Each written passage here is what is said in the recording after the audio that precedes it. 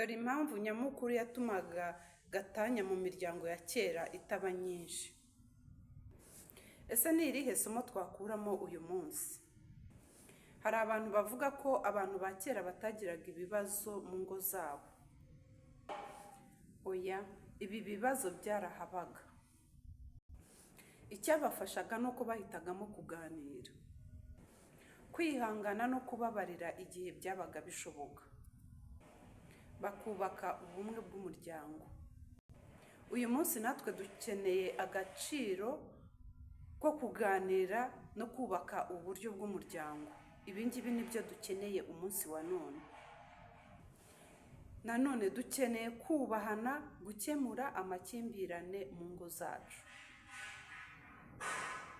Nibyo nari maze kuvuga, ibyo dukeneye kugira ngo natwe bibe byagenda neza nk'uko kera byari bimeze. Ariko nanone ni ingenzi kwibuka ko kwihangana ntabwo bigomba gusobanura ihohoterwa cyangwa se ubundi bugizi bwa nabi bushobora kugirirwa umuntu.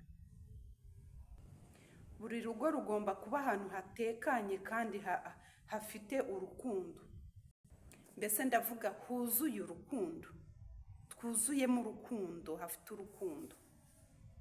Niduhitamo urukundo, ubwubahane no kubwizanya ukuri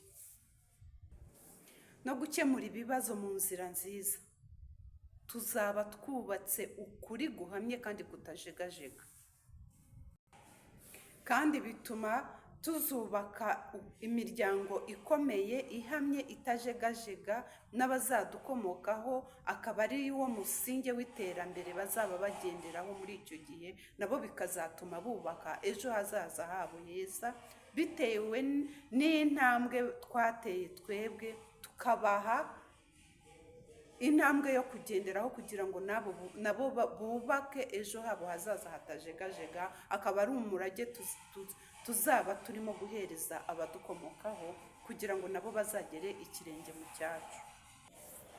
Murakoze, ndabakunda, ndabizi neza ko bamwe bagiye mu muganda, ariko nawe ukiryamye kandi uri bukorere umuganda iwawe, nzi neza ko ubu butumwa aho muri buhugukire mubonetse, muri bubusome mukabusangiza abandi, kandi nzi neza ko harimo inyigisho zitwubaka muri iyi wikendi, harimo ubutumwa bwiza, harimo hari mesaje buri kuduhereza ubutumwa, bigatuma imitima yacu yongera kumva ituje no kwiyakira bitewe n'ibibazo situasiyo duhura nazo umunsi ku wundi. Ndagira ngo mbakomeze muri iyi wikendi, mbane namwe, mbifurije wikendi nziza, mugire ibihe byiza, mugire ibiruhuko bya wikendi nziza, mukora share, mukora subscribe. Ndabakunda cyane.